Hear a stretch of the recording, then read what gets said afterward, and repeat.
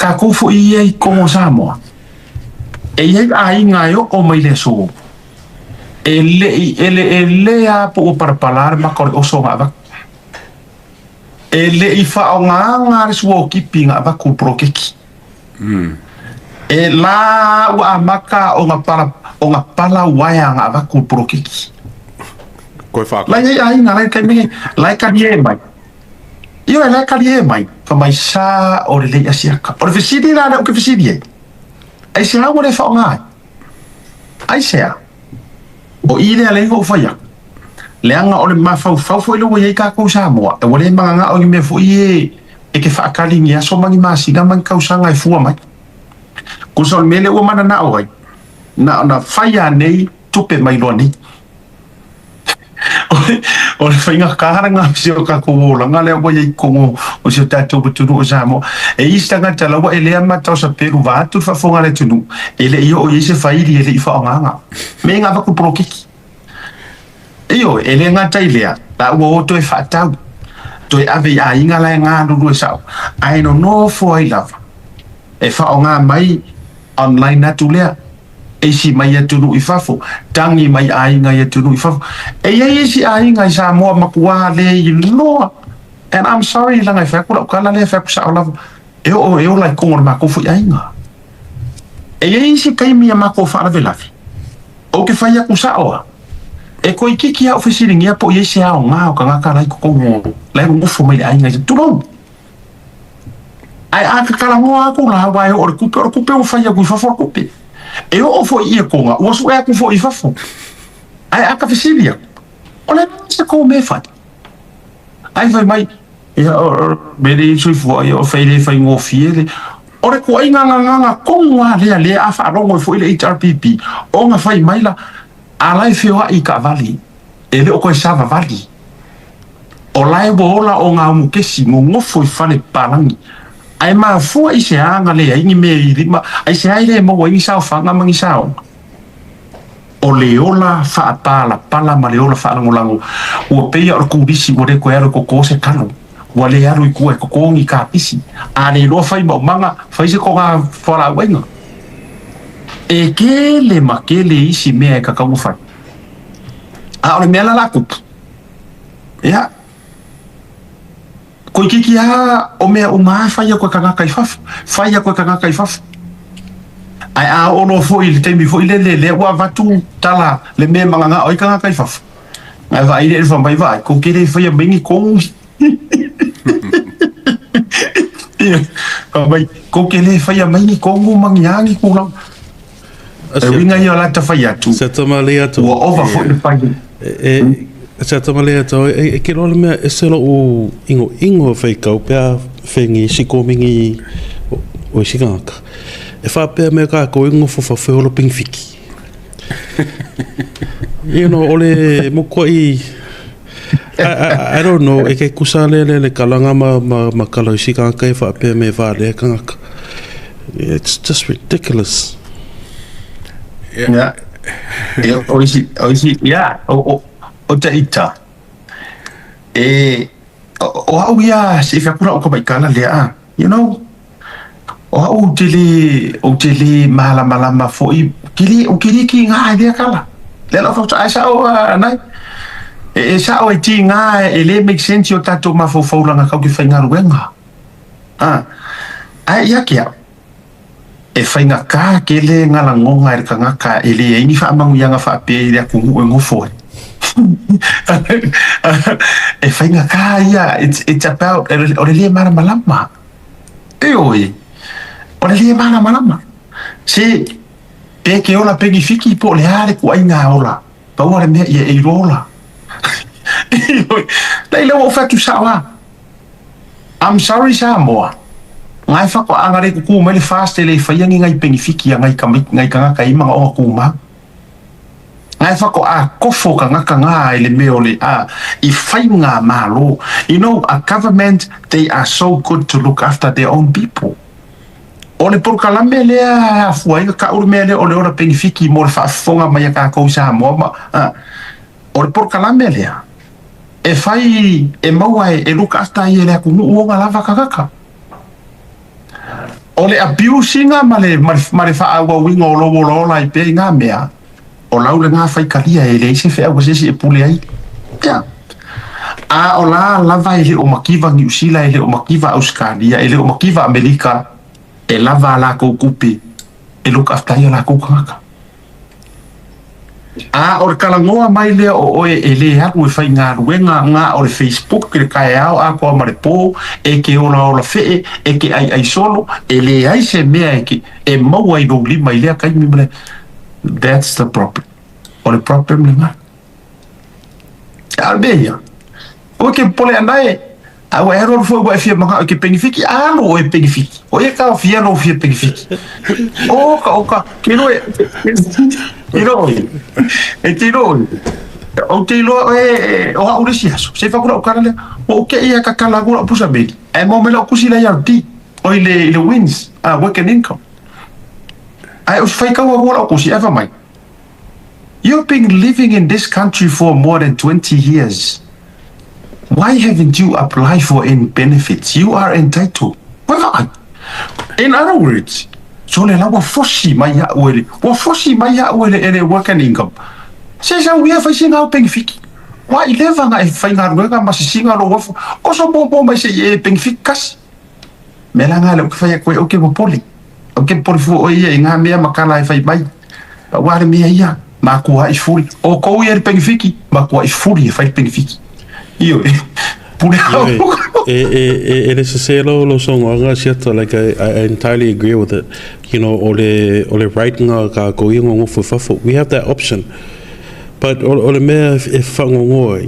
ya mesela ka ko ia ko ko ai ko malele. E longa ni lo me ngai ka ko nga ka ia sa more I say mingi. Because you're saving money to send home. A fa peo ko foi Samoa ele ko ngofia pases ko kia ko lo wafel pases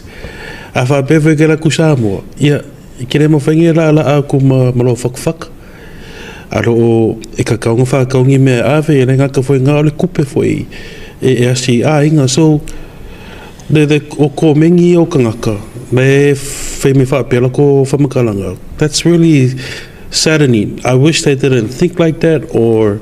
talk like that langa kinga e ke ala yor kan ka fer karanga kan ka fa valvalea because it's an insult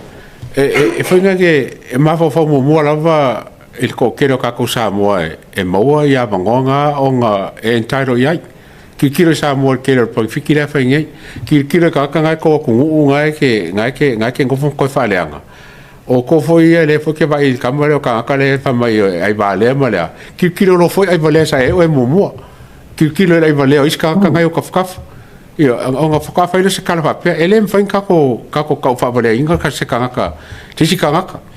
o ka ma fa ile e longa peliti mo longa malo sim fain fa me a fora ma role fa mai le a onga la le o pengfiki I lo manga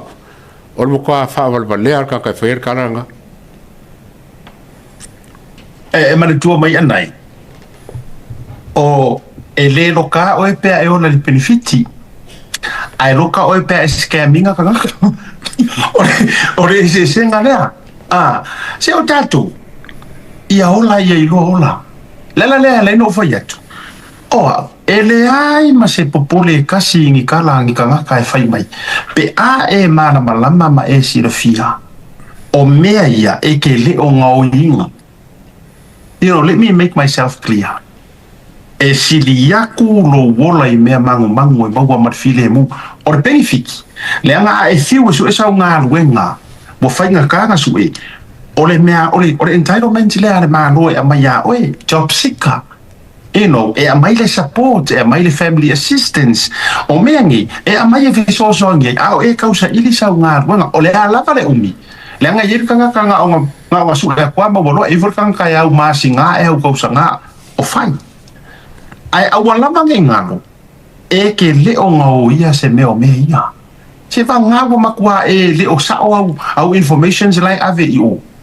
nga e lo nga o ya nga ke lo ka ko when I mean generally o le mea ka ka ko fa ke o le ka ko nga o I le wafu ka ngaka o le mea piko siri le ka ko yo e ka ya ke au lai e karangola kamare o kanga kai meia o mafau de kalo fai o le tamalea ua le toe ila ini tala leanga ua suma lie le mole ngoi o afo tangata ioi ela ngia le inga o ko e benefiki o ko foi ka ko le mo mai assistance mo be uma le inga ka ko porifua le inga ka ko porifua e sili ya kuno ka ngoi fa nga entitlement nga malo ngai lo ngo io milion ngai avaku kongo le ku ngai lo ngo io funding sikili wa me ia o me langa e ku waya ai au inga mogo o fiolai ya o le tala na ia mo na ia e fa lo to au ka ko ia o ko ngai fa ngar pegifiki a wange e vai pegifiki ma ku wai e aru moku ia so le seta le ato ia o lango ke le fika o le ngor kanga le ke o ia e le ma se fe au o le kanga ia kako he has no value i le kako pokalame, no value i le kako pisingisi. This is ours alone. But o le makaupu fia fsile ko ia siata i le kulanga la leo le media no ke vai kula wa alu ngai luma podcast o isikangaka lo ko ki ko fu live umaya i ku umaya lo makolo a ko vai foi le media ya ku ia fafu o kele foi kampangi o la wo ngai le kulanga fefa pe o fengo podcast ko foi a Carson Tucker. Is it Carson Tucker or Tucker Carson? A ko vai foi si media loi loa o fai la ko podcast o la so ko la lo la foi so fo kuanga e si fai media ye le fo media set fa pe voi le ato la vatu la tali mo antu e tasi al ma fu angale o design mai ile e media ia le HRPP tasi al purpose o le tau mo fai fa pe to mo wai se va no le HRPP le anga o lato mafufau o media nei na mafua yo na tula il fato tu ile tu sa mo tas le la o mai fa maranga i mai le lato melia ai ngano ya ilanto o le HRPP na tau waru iluma a o silio le tau wale ma fa lu mai na le mele o mai gifai o siliatu le atawa ma nai so o se mea te tau ona yeiso na mafua angalele o lea kua lea kako ke kapua ilanga ile o kako kanga fa pau o oyo o tangata kerisiano anai o le atau o tangata kerisiano o a fo o a uma mea kako ke kapenga e fai iai so nga faa moenga lelei ma iai so nga faa moenga e vi iai le tua e fai e finga ngalo le kua ale o sila mai le lalo langi akoa ua whaakuinga le whainga malo o leo pai i le whinga ngalo le akua e le whaanguku lua se whinga ngalo le tua e pei o nga whaanguku lua nguku kangaka ia e le koe kau o mai la e whai mai o le whinga ngalo le e le whe mo wai e le marue lue o le atua e le liu e o ke kalangoa mama leanga o le ale mafuaanga nga reisa i le tuar ka ko por kaname ngai ke si la fia le le anai e ala foi nga la lango mai le sa o le songa le atawa ka ko wo fa kasi mangisi nga fsosoangi mai foi le pior apingor ngi por kaname inga ia ka ko kau ka kanga i fa maongi male ami o ko mo le tu and God is so faithful and he has been so good to us e le o le tautaiga ela e le o isi ka ko media yang ka ko kufa ka se pe o so ya sa vea ma ele ai ele o ka ko we are nothing we are nobodies ma o le akua nga ya ke ka ko ua mafu ai o ma faali le au ka makau o le tua ma fa ku na i me uma yang ka ko ngau pia le ai o fa ka si mar fa nga malo so se mea raise my lungo loko ika leanga ia fionga le tua e le au le finga ngano le tua i se mea fai mai lungo loko ika o fasi media ia wa mai ngai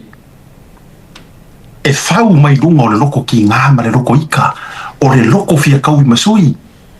e le ai se ami o kongo o le atua I ngā mea le ala ngai le o fai aku wha maruru le iai ngai wha ngauia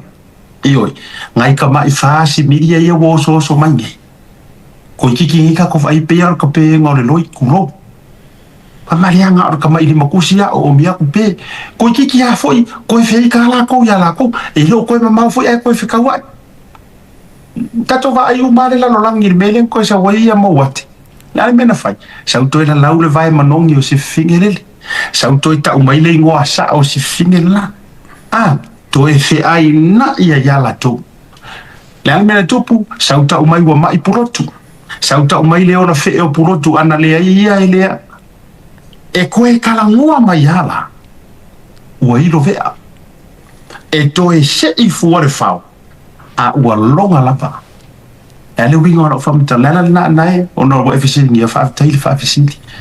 e le ai ma se mea e kake kau popole pe kake kau mahlue I fua I whaasi ka mai menti o filosofi mai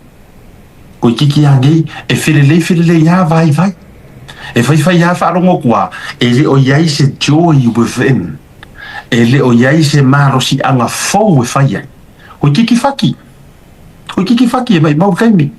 mai a whionga le tua a ai e mamao le anga pia ora kari ngā ki kari koi whapena e le ai ngā mi o kongua le tua I kui whia le ai e kasia ua whaalia they refuse to accept that le ala ua mai whai mai media I runga o roko kinga mai whai lawa I mea nei sa uai e lua I mai fofonga na o le tinga e lua I mai fofonga nga o le ika o aso mai tau te tala mai ai e pua ina mai le afi e sau e vevela ma fua I sea le anga nga wha vai I runga o loto tina ono karinga nei Malo o lau vai e sa o kele I podcast ia o makang sa ngai mai o kamwhai ke makamakai o kele o makamakai o ngi news po ngi mea wai le kai so mai mea ka ke ngai ke silafia sia ka mea o ke iloa mea silafia foi mo e lor menga ringo makamaka o ke makamaka ile mawalunga mar quality o kangaka le whai po kalama mai o lau vai o kele popole ai asiaka o kele pore o mokoa vai o whangange o lau whai podcasting a mesa podcast le ia o kero kalongo podcast ia lango inga ia ele kako whinga malo langa e kele kalongo e mea e kauke masange e ma mea o kako iloa ma mea lai kauke wa ai ma mau iai ma kako kele kako wai kirikiri ai o ke kirikiri le pongi sa ai le vaenga le ia e ia a mesa le makaafa Andrew ma whangange ma kofi la wea le si vaenga ngā ko vai ai ka ngaka the worst whaso solo mai le si vaenga ngā e koe o whangongoa la vai I le mea la wo mai lako whaari mai le vai o lako susuenga vai o lako present mai le ia maua ka ngaka ia se mea ngā ia ke awia o le sa o pokalama ma maua ka se mea ngā ma se mea kaua o kaua ngā pokalama ai le kaua le kau whai convince ka e whaalo koreanga ma kau whai ma me whapenga vai kele a mese la e a whaeloi mangei e se mai whaeloi ngā umai ngau whaeleanga kai o le kungu e le se whaukuanga ma se mea mai ai whaeleanga e ke aura ia asiaka ma le o ke le ke kai o popole au ia ko inga fasao ai se mea o ke fia ai o ke fia o lo maua e ka ua ma ka konge ka ko kampangi ia soka inga ka ua ma soka inga lelei ma le fainga malo e me fai on ka mori te sa vali e au ngai ka ia fa fonga ma kurkuli mai ka ko pokalam o le menga ka ua e ka o lo ke kirok ngei a siaka o lo fango ngoi el mero wa ngei wo fanga ku le pa la observa o lang kuspaia e le pokalama le e pe foringa mai e o le kuspaia a fonga a ku le pa ma sio eli o le observa ai o le observa ke lo mea mai o me kuskusi e kinkiki leo o sulu pai le marie o le mele o kupunge pe mo ore ko fingalo nga e malieka ile observa ala o kuskusi mai le singus pepa o le ma nga o kuskusi a malieka nga ar ka mine nga ile observa so le ikule me o le la ka olo ma fofa e ka le ku aku le fa so e kinki le o sulu e fa ia me nga wala nga le ko e malieka ai ta fe mo mai lo so no nga Marietta moni fa maoni o Marietta la utu stala mai le mermaid la le luong le ngos pa le ai fo ya mermara ya sorry mermaid o Marietta na utu stala mai nan mermara o lela e wolu article a Marietta u foi tau moni le lo so no ma lenga foi e uia foi lele o si pe ya to si e o lo va yo ko matai e mai fa sa van pe ya po le foi le sua fala na ya yo va to tu lo pe fa sa van po le matai po le la so mai fa la tai e ma tu mai o to si le sa fa ma sa leading a campaign le sa tu langa tau media ta to alu e me sa le la wa pe ya maria ka ufa malo lo men me foi le nga alu ese kengi mai yang kuskus ka ufa le nga foi in nos prepara sip le la wa ya tunga lo tu si mai ile mermada ma ngai ya yo lang kuskala inga mana tu mai le nga ola fo o so tu stana ila lo le ta inga tangata wale fo ngola so fuanga tosi ioi wale vanga ola wai lo tosi ola so fuanga wai lo ma aditi wai lo vevela la foi la kuskala in other words lela wai lo ai e marieka wa anu ese mai me nga kau faleanga al me pitu sirina leanga o le fa o nga ia e faya nga ruenga leanga fikire ale pule ngos pe para observa lela wa sangi le uta to tafa mai ai i sitama i fasi marieta manaya a o le e fai mai lava au laiki i observa le fai mai lava le kau faleanga la towi matulang o mai le mata upule tapisa i fua i sau no ngal palmia e fionga le palmia mo se wafu mo to ela o la vaia tala moni o watu le via filidei o fa fonga mai le tudu la u fionga le palmia ma lau fai nga maro fai se wafu mo koela ya oi o le arba fau kaku e kau ke popoko kau ke ai si aku ai kau ke vale ai kau ke ai o tau sila le ia taua ma le atunu o le kuainga ma fau le wa vali e whainga ma rore i ta pipi i ma fau i kuainga kangaka nga o no wola ai ke receive ai ke le give mai e kau ke popoko me foi e koi fo ia la utana le live vo i le nga o le misela pai por misela le nga maua le ke ma le kala ko la si me ia fa ola ba si facing ka ko me ai si mai o langa le leadership nga o le ai ai